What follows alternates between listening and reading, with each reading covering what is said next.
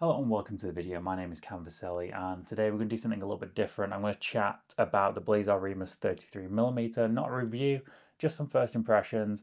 I'm going to flip into a voiceover in a moment. I just want to shoot this intro on an iPhone though, because I'm hoping to shoot a little project on an iPhone 16 Pro and just push that camera to its limits and see what I can do with it, just out of curiosity. So yeah, that's what this is. That's why I'm holding this little microphone like a influencer. And yeah, let's get into the video. So as mentioned, we're going to do things a little bit differently today. I'm just going to do a little voiceover, keep it casual, a bit more in the style of Zach Fox. So big shout out to him for helping me put this video together in terms of the lighting, coming to help me do all these setups and stuff like that. You should definitely go and check out his channel. Zach Fox makes videos. I'll leave a link in the description below. He shoots some really cool stuff on his Fuji camera, but I think here we're more Blackmagic users. So speaking of which, all this stuff you're seeing, all the footage was shot on the Blackmagic cinema camera full frame, 6K at open gate with some footage in 48 frames per second slow-mo de-squeeze. I want to talk about my kind of top 3 favorite things about the lens so far, and one bonus thing which has been a big surprise. The footage that you're seeing is just some creative tests that we were using this lens for, because I first got the lens and I just wanted to test it and push it and see what we could get out of it. I'm going to show some of the footage graded, ungraded. I've disabled the grain for the grades because I just don't find it very helpful on these videos if there's grain and chromatic aberration added. Again, this is super casual and it's more of a first impressions and definitely kind of not a full review. I recently completed my first kind of paid project on this lens. I had a job come in and I was going to pick up the rest of the set. They weren't available here in the UK to buy at the time. So I completed this entire little, very, very small kind of promo piece in London. We had 40 minutes to shoot the project. And I just decided Anamorphic was the way to go because we had to show the scale of this room. So it was quite a little challenge to shoot it all on the Blazar Remus 33mm. Now I did also use a few diopters as well, but I guess that gets into it. So I mean, the 3 things that I like about this lens, starting with number 1, is the character. For the price of this lens, the amount of character that you're getting out of it is fantastic as an anamorphic.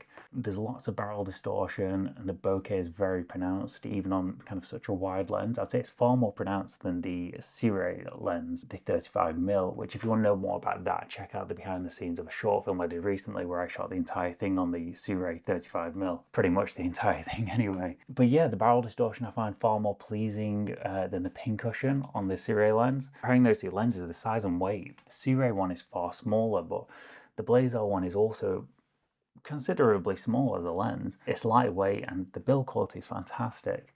Now, I've tried using the lens with the DJI LiDAR system, and whilst I'm sure you can get good results from it, I do need to do further tests with that system and that setup because I've just not been getting on very well with the LiDAR system at the moment. Speaking of focusing and all that, the minimum focus distance is the 3rd thing that I really, really like about this Blazar 33mm. It turns out it's actually a very good all-rounder lens and it can basically double as a 50mm.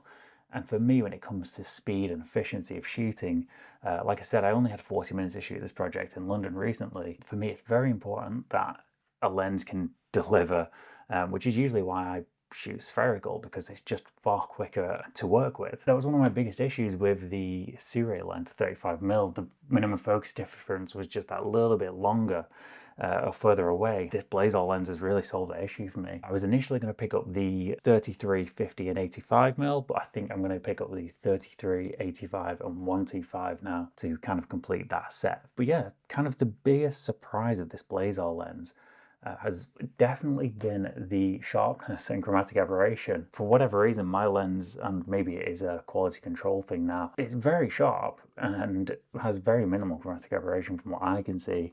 I am going to be trying to I'm going to try and test this thing and push it a little bit further at the back end of February in Portugal. I'm hoping to shoot some more outdoor shots, some harsher sunlight, some sunsets and all that, and just see how this lens handles in those environments. That was one thing that was really putting me off buying this Blazar lens initially, was some of those early reviews showing just how soft and how much chromatic aberration there was from this lens, and it just almost looked unusable to me. But I'm happy to say that it seems like they're on top of this now, and I know you can shim it as well. Very, very impressed with the lens that I've got. It seems very well tuned, and very happy with it, and hopefully the rest of the set can deliver it as well. But yeah, thank you very much for watching, and this is a different style of video. If you enjoyed it and want to see more footage, be sure to subscribe. If you've got any questions, drop me a comment. But yeah, thanks for watching, and I'll catch you in the next one.